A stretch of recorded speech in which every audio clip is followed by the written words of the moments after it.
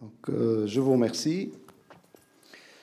Donc, pour faire suite à ce qui a été dit ce matin par mes amis Dr Benzineb, Dr Mouali, donc on va essayer de continuer un tout petit peu. Donc, existe-t-il une place et quelles sont les principales indications des inséminations intra-utérines en cas d'infertilité liée à l'endométriose? Donc là, déjà, au départ, on est dans une case un peu particulière. Comme a expliqué Dr Benzineb le matin, on est devant un pool de femmes qui sont désireuses de grossesse.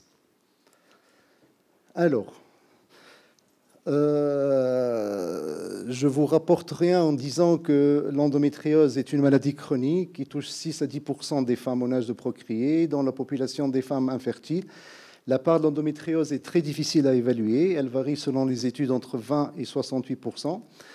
En cas d'endométriose avérée, le taux de fécondité par cycle est abaissé. Il est de 2 à 10%, contre 25 à 30% au sein des couples fertiles au cours des 3 premiers cycles d'exposition. Donc, la prise en charge de l'infertilité liée à la maladie endométriosique a fait l'objet de multiples publications et de nombreuses controverses. En effet,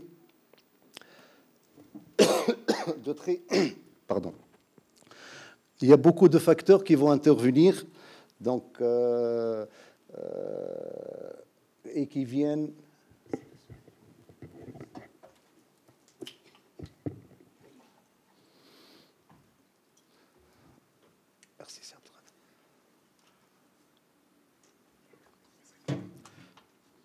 Donc, beaucoup de facteurs interviennent dans le choix et la proposition du traitement. Donc, on a vu ce matin à peu près la place de la chirurgie. On l'a fait, on ne l'a fait pas, avant toute indication de PMA, les traitements médicaux, etc. Et ceci va dépendre, bien entendu, de la sévérité de la maladie des organes atteints, de la symptomatologie douloureuse et l'efficacité du traitement médical associé, l'atteinte ovarienne, qui est l'élément clé de la fertilité, présence d'endométrium, stigmate clinique, biologique et échographique d'altération de la réserve ovarienne, des anomalies utérines telles que l'adénomiose, et on verra dans une autre communication tout à l'heure donc l'impact de l'adénomiose sur la fertilité, et les facteurs associés, essentiellement tubaires, et les facteurs masculins. Donc, la prise en charge de l'infertilité dans ce contexte de maladie endométriosique, elle va faire appel essentiellement à l'IMP et ou à la chirurgie de manière indépendante ou combinée en association à des traitements antalgiques et hormonaux.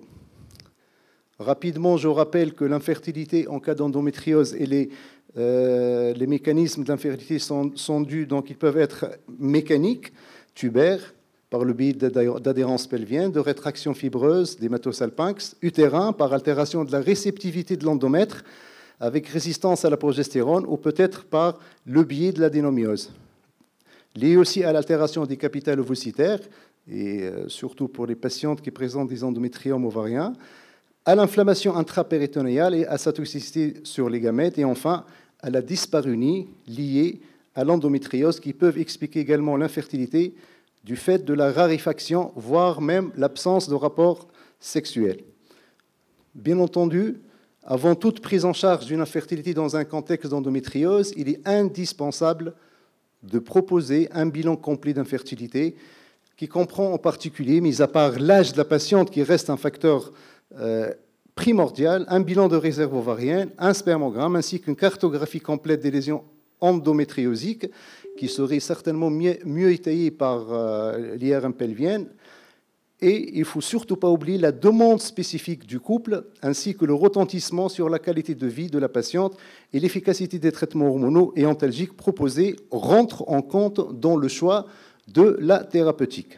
Alors, la prise en charge de ces patientes donc, présentant une endométriose et une infertilité, elle n'est pas univoque. Elle doit être réfléchie et élaborée dans le temps avec la patiente ou le couple et combinée à la fois à la prise en charge des symptômes, de la qualité de vie et de la fertilité en articulant la chirurgie, l'IMP, le recours au traitement médical et éventuellement la préservation de la fertilité.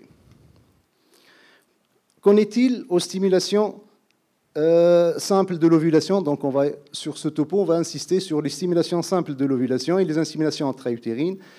Le traitement médical, ça a été débattu ce matin. Et tout le monde, et je pense que vous avez déjà vu cette publication, et là, tout le monde est d'accord. Ça a été aussi, ça c'était l'étude de 2000. Bon, ça ne marche pas. Voilà, donc là, c'est l'étude Cochrane de 2007, confirmée en 2020, en se basant sur les résultats des 2 études Cochrane qui ont été publiées. Ah, d'accord. Donc, en se basant sur ces résultats de la revue Cochrane, la suppression de la fonction ovarienne à travers donc, toutes les molécules que vous connaissez très bien, le danazole, les agonistes, les progestatifs, la pilule contraceptive, pour améliorer la fertilité chez ces femmes atteintes d'endométriose, n'est pas efficace et ne devrait pas être proposée pour cette seule indication. Donc on dit bien cette seule indication, c'est-à-dire quand la patiente est désireuse donc, de grossesse. C'est une recommandation qui est forte. La chirurgie, ça a été aussi traité par mon ami docteur Khaled Neji. Le choix d'un traitement résulte toujours du dialogue entre patient et médecin. Quel qu'il soit, le traitement est individualisé et adapté au cas de chaque personne atteinte d'endométriose, car chaque endométriose est unique. C'est-à-dire qu'il n'y aura pas d'attitude systématisée. La question de savoir si la chirurgie efficace pour augmenter les chances de grossesse naturelle a été couverte dans une récente revue Cochrane en 2020. Il paraît, donc la même dans cette étude, on dit que le traitement par laparoscopie améliore probablement. Donc le mot probablement, ça laisse beaucoup de points d'interrogation derrière le taux de grossesse. La chirurgie laparoscopique augmente le taux de grossesse intra-utérine viable, confirmé par échographie, par rapport à la laparoscopie diagnostique. On va essayer de voir dans quel cas, si on va étayer un tout petit peu donc, cette attitude. Donc on commence par l'endométriose péritonéale. Là aussi, je pense que vous avez déjà vu cette diapo. Donc, la laparoscopie opératoire, d'après cette étude, ça c'est une recommandation de l'ECHRE 2020. Donc, la laparoscopie opératoire permet de peut être proposée en option de traitement donc, pour l'infertilité associée à l'endométriose dans les endométrioses de stade 1 et 2. C'est-à-dire, si vous faites une célioscopie diagnostique, vous voyez des lésions d'endométriose qui ont été classées 1 et 2. Si vous faites l'électrocoagulation, bien sûr, stade 1 et 2 de la classification ACRM, bien entendu, ça va augmenter les chances de conception en spontané, donc que de ne rien faire et de faire un diagnostic et de partir. Pour l'endométriose ovarienne, cette revue par Al-Borzi a été rapporté. D'après les résultats combinés de 8 études, le taux de grossesse après chirurgie pour endométriome ovarien était de 48,3%. Le point faible de cette étude, c'est que cette étude, elle inclut tout type de traitement de l'infertilité, induction simple, rapport programmé, insémination et FIV. Donc, ils n'ont pas précisé exactement, ils ont mis pratiquement tous les types de stimulation et tous les types de techniques de PMA dans le même sac, y compris même les rapports programmés. Il n'y a pas beaucoup d'études randomisées dans ce sens qui comparent les résultats en matière de fertilité après une intervention chirurgicale pour endométriome par rapport à une gestion d'expectative seule. Le traitement chirurgical de l'endométriome est principalement effectué par 2 types de procédures, comme on a détaillé ça le matin, donc soit la kystectomie, soit donc par excision de paroi, soit l'ablation du kyste. La ponction écho-guidée avec sclérothérapie et l'éthanol peut être aussi proposée. Elle permet, par rapport à la chirurgie, de préserver le capital folliculaire. Alors, qu'en est-il pour les inséminations intra-utérines chez les femmes présentant une endométriose? Donc, dans une étude randomisée qui a été présentée et publiée dernièrement, donc l'auteur il a colligé 53 couples qui ont bénéficié d'une insémination intra-utérine à peu près sur 127 cycles, contre 50 couples non traités. Les groupes étaient homogènes puisque c'était des femmes entre 20 et 39 ans qui ont des cycles menstruels réguliers, dont les conjoints ont un spermogramme normal, un bilan thyroïdien normal, 2 trompes qui sont perméables, avec une endométriose qui a été classée stade 1 à 2. Donc, minimum or middle endometriosic diagnosis.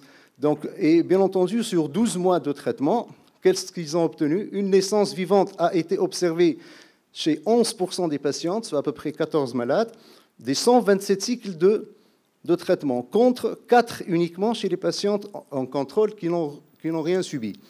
Donc, les stimulations associées à l'insémination intra-utérine ont donné lieu à 11 naissances de singletons, 2 naissances de jumeaux et une naissance de triplés. Donc là, statistiquement, donc, ça a été significatif. Donc ça se voit bien qu'éventuellement, quand on procède à des inséminations intra-utérines, en cas d'endométriose stade 1 ou 2, ça va augmenter les chances de conception. Et bien entendu, c'est une conception spontanée. Donc, il existe malheureusement peu de publications concernant la pratique des inséminations intra-utérines en contexte d'endométriose. Les points essentiels qui se dégagent de la littérature sont les suivants. Déjà, la présence d'endométriose est un facteur de risque d'échec de l'insémination intra-utérine. Déjà, on sait très bien que en dehors d'une endométriose, et si tout se présente bien, les taux de succès dans la littérature de l'insémination intra-utérine varient selon les séries entre 9 et 15% dans les meilleurs délais. Donc, quand on est devant un contexte d'endométriose, même minime, stade 1 ou 2, c'est déjà un facteur de risque d'échec. Le taux de succès des inséminations, il est déjà faible, puisqu'en insémination, en cas d'endométriose, il est aux alentours de 5,5% dans l'étude de Sikieri. Les taux de succès des inséminations sont identiques à ceux des infertilités inexpliquées uniquement en cas d'endométriose légère ou modérée. Pour les endométrioses profondes, le taux il est encore plus bas, donc vous imaginez un taux de grossesse qui est au-dessous de 5%.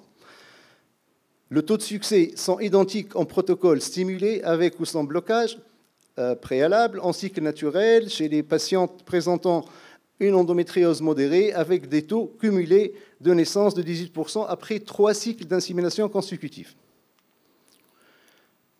Alors, dans ce contexte, la CRM en 2012, l'ECHRE en 2014 et la SINGOF en 2017 recommandent la pratique des stimulations ovariennes avec ou sans insémination uniquement chez les femmes qui présentent des formes modérées ou légères d'endométriose et dans un délai de 6 mois post-chirurgie pour l'ECHRE, après validation donc, du stage de la maladie, de la perméabilité d'au moins une trempe.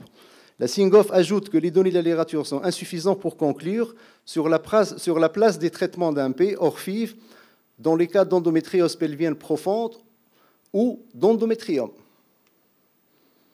Donc, si on va essayer d'avoir une petite conclusion de départ, stade 1 et 2, endométriose, stade 1 et 2, insémination plus stimulation ovarienne recommandée, stade 3 et 4, peuvent être envisagés, mais les résultats seront très décevants. Et bien entendu, ça suggère tout le temps au moins une trempe qui est perméable. Chez les femmes infertiles souffrant d'endométriose stade 1 et 2, selon l'échelle ACRM, les cliniciens peuvent procéder à une insémination intra-utérine avec stimulation ovarienne au lieu d'une expectative ou une insémination intra-utérine seule, car cela augmente le taux de grossesse. On revoit un peu les recommandations internationales. Donc, comme vous voyez, même les recommandations, elles se rapprochent d'ailleurs. L'ECHRE estime que la chirurgie améliore la fertilité spontanée dans les cas d'endométriose minime à modérée. Ça, on l'a déjà vu le matin. Les recommandations italiennes préconisent, quant à elles, à ne pas réaliser de chirurgie chez ces mêmes patientes si le seul but pour cette patiente est d'obtenir donc une grossesse, c'est-à-dire c'est d'améliorer la fertilité. Les Canadiens, ils rejoignent un peu les Italiens, proposent un traitement laparoscopique pour améliorer la fertilité spontanée dans les formes minimes ou légères, mais la discutent dans les formes profondes. Pour le SINGOF, donc, les Français ne proposent pas de traitement chirurgical dans le seul but d'améliorer la fertilité dans les formes sévères, mais la discutent en cas d'échec d'AMP.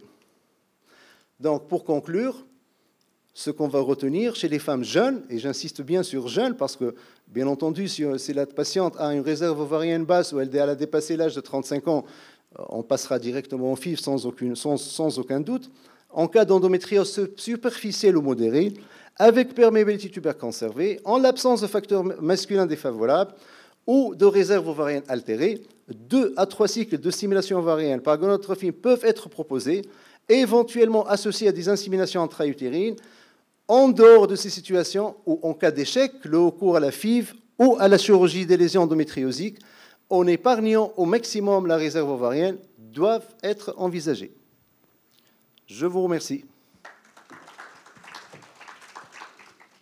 Merci beaucoup, Dr Bassili, pour cette présentation. Des questions dans la salle? Oui, c'est Abdelkader.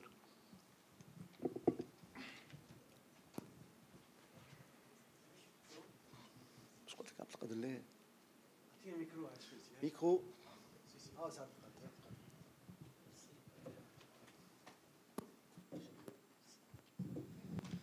Merci, mon ami Mohamed. Tu ne nous as pas donné le protocole de stimulation dans les inséminations intra-utérines. Est-ce qu'il est plus recommandé de faire appel à des inducteurs oraux ou à des inducteurs ou stimulateurs par les gonadotrophines? هذا المقطع الأول. Alors, pour les protocoles de stimulation, donc, ça a été démontré, donc, comme j'ai dit déjà dans une plaque, que quel que soit le protocole que vous utilisez, c'est pratiquement la même chose. Donc, moi, je pense que le protocole dépendra essentiellement de l'âge de la patiente, du taux d'AMH, bien entendu, dans notre contexte socio-économique tunisien, des moyens de la patiente, parce qu'elle peut se procurer parfois avec des fortes doses de gonadotrophine. Donc là, si on va parler scientifiquement, tous les protocoles vont se valent et tout dépendra éventuellement du capital folliculaire de la patiente et de la façon avec laquelle elle peut répondre. Donc on peut, classiquement, c'est un protocole classique avec soit du serpafar ou du létrozole en début de cycle, plus donc des gonadotrophines ou recombinantes ou type HMG, qu'on associera avec un peu d'oestrogène pour améliorer un peu la qualité de la glaire et de l'endomètre. لا أنا ليش حتى عملت لك السؤال هذايا؟ السؤال هذايا طرحته على خاطر avec les inducteurs oraux ou les stimulateurs oraux, on arrive généralement à avoir 2 follicules. Et c'est ce que nous avons besoin pour faire une insémination intra-utérine dans la sécurité. Sur cette étude, nous avons récupéré 11 naissances vivantes. Parmi ces 11 naissances, on a récupéré un triplé. Un triplé, exactement. La stimulation... Il faut toujours être prudent sur l'objectif d'avoir comme des follicules matures. L'objectif étant d'avoir un bon follicule mature ou bien 2 follicules matures ou un salam. Exactement. Donc, au cours du protocole de stimulation en vue d'une insémination utérine, on opte tout le temps pour une stimulation, ce qu'on appelle une paucifolliculaire. C'est entre 1 et 3 follicules.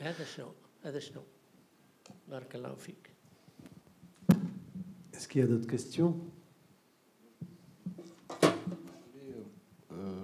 Te poser, Mohamed, une question très simple, mais plutôt philosophique.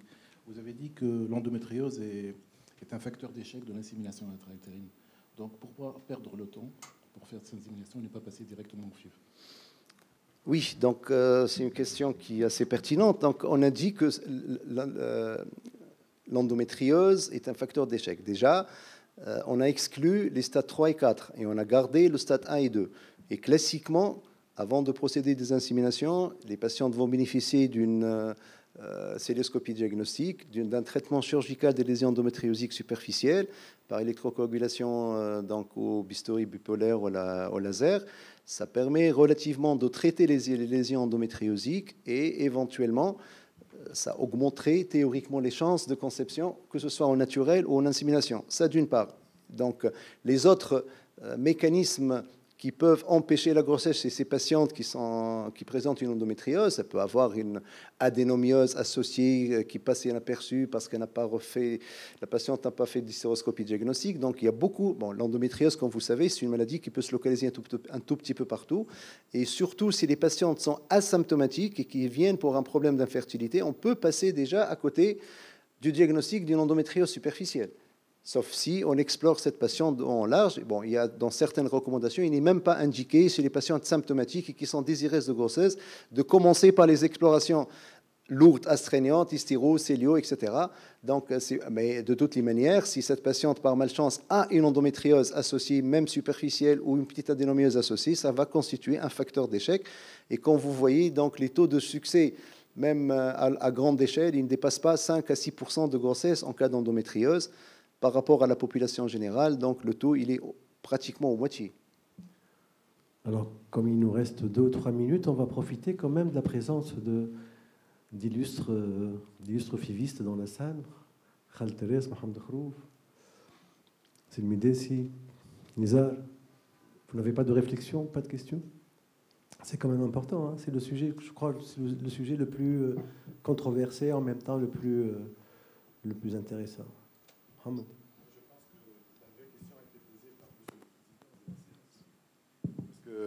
Effectivement, on peut se poser la question, déjà que l'insémination, ce n'est pas quelque chose de très efficace dans notre arsenal.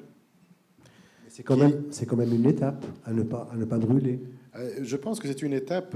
Il faut d'abord calculer in fine le coût de la naissance vivante si on a fait le circuit insémination FIV versus avoir fait la FIV directement. Et pas que l'argent, aussi le temps nécessaire pour arriver à la grossesse, qui est aussi un paramètre important dont il faut tenir compte quand on prend en charge les couples, et les désirata du couple. Exposer que l'insémination, je pense, est une option possible. Quelles sont ses limites?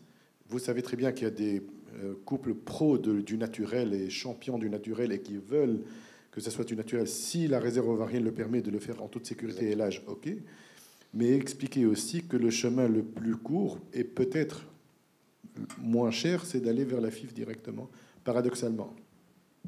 D'accord. Donc tu es plus partisan d'y aller, ne pas perdre de temps, quoi. Je suis partisan d'expliquer les limites, les avantages et inconvénients. La FIV est chère aussi, hein, donc il ne faut pas dire plus... si on arrive, par exemple, je ne sais pas, à extraire 20 à 25% des couples par l'insémination et leur éviter la FIV, c'est tant mieux pour eux. Maintenant, il y en a qui veulent aller rapidement. Toujours dans ça, faire attention à l'âge et à la réserve ovarienne. Exactement. Pour ne pas que ces inséminations grèvent les chances d'une future FIV. Exactement. C'est l'âge de la patiente qui va jouer un grand rôle, le taux d'AMH et le compte des follicules en trop qui va aussi jouer un grand rôle. Et puis, ça reste toujours une attitude, une décision collégiale entre le couple, le médecin. Et même dans les recommandations, on préconise 3 à 4 cycles d'insémination, pas plus. Donc, je ne pense pas qu'il y a un grand délai de perte de temps. Donc, 3 à 4 cycles, déjà le temps de déposer le dossier à la CNAM et d'avoir les médicaments. Je pense que, au lieu de ne rien faire, on peut tenter 1 ou 2 inséminations en cours de route. Bon, si ça ne marche pas... Qui en Tunisie sont payantes. Ah oui, je sais, elles sont payantes. Je veux dire, les recommandations faites au niveau de l'écherie, c'est oui, dans des pays où les inséminations ne sont pas gratuites. Ça, non, je suis d'accord. Si on prend en compte le côté social et l'aspect social de la question, bon, ça va changer un tout petit peu. C'est pour cette raison que j'ai dit qu'il va falloir négocier avec le couple d'une façon... c'est une décision qui devrait être faite d'une façon collégiale, ça, c'est une évidence. C'est ce qu'on dit depuis ce matin. C'est bien d'avoir des recommandations toutes faites, mais il faut savoir où est-ce qu'elles ont été faites, dans quel contexte, et surtout, la grande question, est-ce qu'elles sont adaptées et adaptables à notre contexte.